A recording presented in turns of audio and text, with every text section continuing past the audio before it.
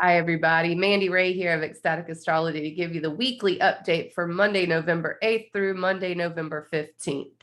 And today the sun's in Scorpio. It has been for a couple of weeks now, and the moon is in Capricorn. Last night we had a moon conjunction with Venus. It was really nice. I hope you saw it. That was November 7th. And today, Monday, November 8th, the moon has moved on through Capricorn. And Capricorn's not its most favorite place. I think we had the luck and beauty of last night having Moon Venus in Capricorn, but today can feel a little oppressive with the moon in Capricorn, and it is applying to a conjunction with Pluto tomorrow. But luckily, in between that, we've got a trine with Uranus, and actually I'm recording this during the trine with Uranus, and it's a brief but powerful emotional epiphany. I actually watch every month for Moon Uranus transit, especially trines or conjunctions, because it tends to be something that makes me want to innovate a place in myself or shift out of some old way of being. And again, brief could be a very small little thing, but I've tried to notice it. And today, Monday, November 8th, is one of those days. So we could just have some emotional epiphanies or aha moments on the moon's way through Capricorn. So let me pull up my notes here. Tuesday, November 9th, we wake up with the moon in Capricorn still, and this is actually its conjunction with Pluto. So when I say it's applying, if you ever hear me do these talks, I'll say something is applying. That means building up. Okay, so something's here and we're moving towards it. That's applying. So all day Monday, the moon is applying to Pluto, but Tuesday morning is when it meets Pluto. And Pluto is the planet of power and transformation. So when we wake up with this very transformative start to the day. It gives us the desire to be in our own authority. Mercury, which is in Scorpio, is moving closer to its exact conjunction with Mars in Scorpio. Now, this is potentially inflammatory, but it's definitely motivating. So yes, you may get the need to pop off at the mouth, but you also get the desire to conquer and do things. Mercury rules the mind. And in Scorpio, we're thinking and communicating about where we want control in our lives. So this makes it nearly impossible not to obsess over something you want, your truest and deepest desires. Mars, the planet of willpower and action, is there as well. And it's going to push us to do the thing, to make the decision. Keep in mind, though, that Saturn is in Aquarius. And as Mercury and Mars come together, they will be squaring and facing off with Saturn in Aquarius. That's the wall. That's the rule maker, the taskmaster. And this persists through Tuesday and Wednesday. So it really starts to build Tuesday. And that's what we talked about just now, applying. It's applying to that square. Mercury and Mars really just want to get what they want. But Saturn in Aquarius is encouraging this higher mindedness. Now, we'll say Tuesday, November 9th is not the day to go after it and try to conquer it and do it, because the moon will be void, of course, midday through night. So it's time to lay the groundwork, to think, to ponder. What do you want? How are you going to get it? And how are you going to face this wall, this taskmaster of Saturn? Wednesday, November 10th, we wake up with the moon meeting Saturn and Mercury and Mars square. So not only do we have Mercury and Mars together in Scorpio, fighting for what they want and for power and control and to get their desires met, but we also have Saturn, the taskmaster in Aquarius, and the moon meeting up with it. Moon is our emotional nature. And when it meets up with Saturn, it wants to help Saturn. It's like, yeah, let's have this higher mindedness. We need to think of the future. What are we doing to innovate our goals and our structures? And how are we building a new foundation to work better? Mars and Mercury want to get their desires met. So these two things are in a tense face off with each other. We have to figure out how to get our desires met while also doing the work of Saturn and really calling ourselves to a higher mindedness, to uh, a mutually assured beneficial future. That's a hard one to say. I'm not going to try it again. Anyway, that's what Wednesday the 10th is for us. So we get to really think and plan and size up and estimate how to make and how to get around, under, over, through the wall, whichever way we go around it. That's what we're doing. We are just figuring out how to make this work. So even though the transit's pretty intense, it's also very beneficial. It's helpful because now we can determine where to put our energy. We just got to do the thing. And we become mentally and egoically aware of that on Wednesday the 10th. So yes, it's like this buildup of pressure, but it does release. And of course, I'm going to keep talking about how that happens. So let's see, is there anything else on Wednesday the 10th? We're just going to move into, so in case I didn't make that clear, the moon will be in Aquarius Wednesday, November 10th, as it meets Saturn in Aquarius. Thursday, November 11th, we wake up, the moon's still in Aquarius, which means it's about to meet Jupiter. So Jupiter is also in Aquarius. At the beginning of the year, we had the Jupiter-Saturn conjunction in Aquarius, and now Jupiter's moving on, leaving Saturn behind. Jupiter moves faster than Saturn. So Saturn's still working on Aquarius. Jupiter's getting to the later degrees. And as we wake up in the morning, the moon and Jupiter meet up in Aquarius. And again, we're reminded of this higher minded bird's eye view that we're trying to take of this new future that we're trying to build. Maybe new truths that we're becoming aware of, some potentially uncomfortable truths. I mean, Jupiter is our inner reality, our truth. It's like what we believe about the world, about the universe. And in Aquarius, it's having to become aware of some new truths. So Thursday morning, the moon meets up with that. We become, anywhere the moon is emotional awareness. So this is mixing emotion with that truth and just becoming emotionally aware of it. That's also the first quarter square since the new moon. You hear me talk about these things. That's the moon phases start off with the new moon, and then they have the half moon. That's the first quarter square. It's the first adjustment from when we plant the seeds at the new moon. So even though the moon meeting up with Jupiter is just this like emotional awareness and maybe expansiveness, optimism, at least to a certain point, it can also be a little bit of a grief feeling mixed in because we're leaving this old self behind, especially with Scorpio. Scorpio is the transformation principle, like we are becoming something new, but something has to go away to become that new thing. So we're shedding skin like a snake. So it's like this strange goodbye to an old way of being. And it's going to really, I think, we're starting to come into the feelings of the eclipses next year, which is going to be Scorpio Taurus, this shedding the skin and inviting in a new way of being. And this first quarter square moon with Jupiter brings that up. So it's like this mixed bag of feeling good about the future and also saying goodbye to something in the past. The moon moves into Pisces overnight, which is going to be very restful and possibly dream filled. So maybe not so restful if you're having a bunch of dreams. I guess it just depends on how Pisces affects you. But Friday, November 12th, I'm really excited about. Yes, I'm very, very excited. So we've got the moon in Pisces, and it's going to be making a sextile to Venus in Capricorn, first thing, and then also a trine to Mars in Scorpio. So a sextile is beneficial.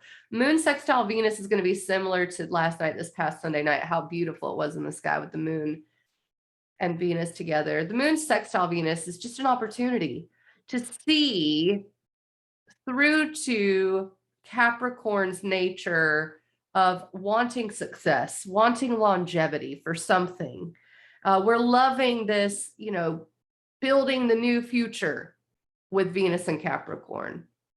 Our own authority as well, our own mastery.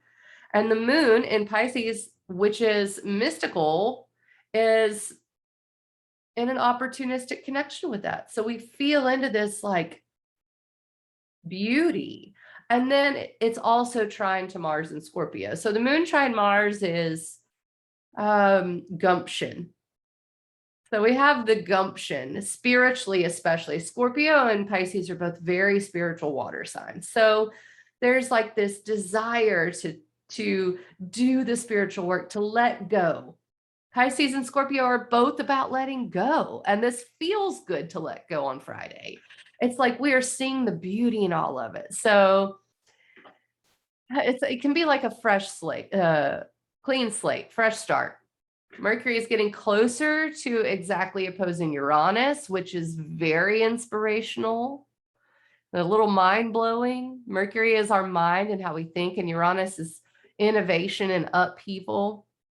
So this makes Friday, November 12th, the day to create, the day to come up with ideas, the day to think outside the box. That's what Friday is. It's like you can reach right up and take the inspiration out of the air. I love days like this.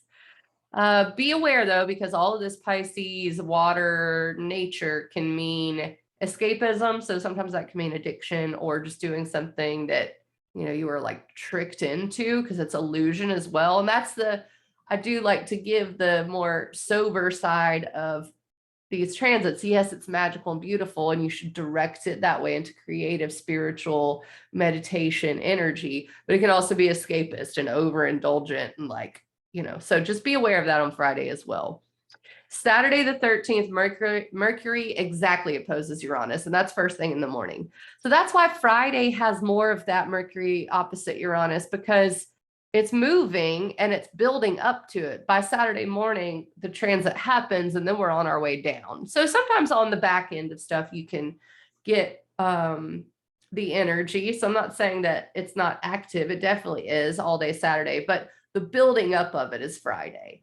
So it could be a change in point of view, a change in perspective. Mercury opposite Uranus, like I said, mind blowing, because it's like Uranus is change, upheaval. When you're talking about your mind, you're really kind of turning over the apple cart sometimes. So it can be, really great inspirationally speaking, but also you may experience some things that require a little getting used to. Could be curveballs, things out of the blue. So I would just be ready for shift on Saturday. The moon hits Neptune. So this continues that mystical theme from Friday and that creative theme, but also that escapist theme as well. So Friday, Saturday, this is going to be a great weekend to connect with nature and get out in it if you can, to paint, to invent if you're a scientist, to come up with all sorts of new things, to dream the future into existence. That's Friday and Saturday. But also the escapist stuff, so be aware. Sunday, November 14th is my happy birthday. It's my solar return. And the moon's leaving Pisces and moving into Aries first thing in the morning. So take today to really nurture your body and nervous system, because as the moon moves into Aries, it's going to start conjoining Chiron, which is the wounded healer. And at the same time, Venus is coming into a square with Chiron. So this is a healing transit on Sunday. And what we could have is some epiphany for Mercury opposite Uranus Friday and Saturday. And then Sunday, we have to assimilate it and synthesize it and sometimes allow it and heal ourselves if it's uncomfortable. That's what this is going to be about. So it really is time to see yourself for the truly unique person you are. That's what Chiron in Aries is encouraging. So see yourself for that authentic, independent, beautiful person you're here to be. That's really the most important message for Sunday. And so with Mars and Scorpio getting closer to its opposition with Uranus, so Mercury is moving faster. Mercury is the faster moving planet and moves past Mars. We talked about that at the beginning of the week. Mercury, Mars, square Saturn. I'm just giving you a layout. And then Mercury moves on, but Mars is still coming into opposed Uranus as well. And that's after it's square to Saturn. Uranus is at 12 degrees of Taurus. So by the time Mars gets to 10 and 11 degrees of Scorpio, we're getting to that exact opposition with Uranus. And that is, again, upheaval, shifting, innovation, liberation, all of those things. Mars is our ego and our desires. And so coming into that is going to be excitable, I think. It's a very exciting and sometimes in that like nervous sort of way. So Sunday is really a time to like, okay, let's love ourselves. It's absolutely a transit for self-love, for taking care of all of your needs and loving with your partners, things of that nature. Maybe it's getting space from your partner. I mean, Venus is square Chiron. So it really just depends on what you need Sunday, but attend to those needs and you're worthy of attending to those needs. So the energy starts to ramp up as we go to bed. That's why I'm saying to take the day to just, let go and love yourself. The sun comes into a square with Jupiter starting in the evening, and that is an abundance of angst. That's how I'm looking at this, because the sun in Scorpio is Mars ruled, and Mars is in Scorpio, and Mercury's in Scorpio. And so squaring Jupiter expands everything. And there's this nervous feeling, I think, with the sun square Jupiter. Also enlightening. Jupiter's always going to enlighten in some way. Yeah, so it's going to really show you, I think, shine a light on maybe some truths that we're having to become aware of, or maybe changing beliefs. And that's uncomfortable, especially if we want to stay in the same fixed Scorpio place, where we could be very emotionally attached to something that we don't want to let go of, even though it's become obsolete to us. That's kind of the feeling. So, it is my birthday, so I'm going to try to enjoy it. But you do want to practice self-love and realize that the energy begins to ramp up for Monday. The next week, Monday, November 15th on, is really characterized by, first it kicks off with the sun in Scorpio square to Jupiter in Aquarius. But then it's really characterized by the Mars opposition to Uranus. And that's really coming into orb by Monday, November 15th, meaning it will be opposite Uranus exactly on Wednesday, the 17th. So the other thing about Monday is Monday night, the moon in Aries is applying to a square with Pluto, which is power. So it's like a question, do we have what it takes sort of a question on Monday evening. And so, yeah, next week could be also big on the world stage. Mars opposite Uranus can be literal earthquakes. It could be explosions. It can be absolutely to do with food production, supply chain. The last time Uranus was in Taurus was the Great Depression. And Mars and Scorpio, they both have financial implications. Scorpio rules business partnerships, shared resources, and things of that nature. So Mars opposite Scorpio on the world stage on the 17th can be quite inflammatory, maybe shocking. I always tell people, don't do anything dangerous around that time. Like, I wouldn't go skydiving. That's just me. But yeah, that's looking way, way far into the future. So as far as this week goes, I'm going to summarize it a little bit and say Monday, Tuesday, Wednesday are really characterized by Mercury, Mars square Saturn, really pushing to get past some obstacle or do the work to get our desires met. Thursday is the first quarter square of the moon, and we may be saying goodbye to an old way of being.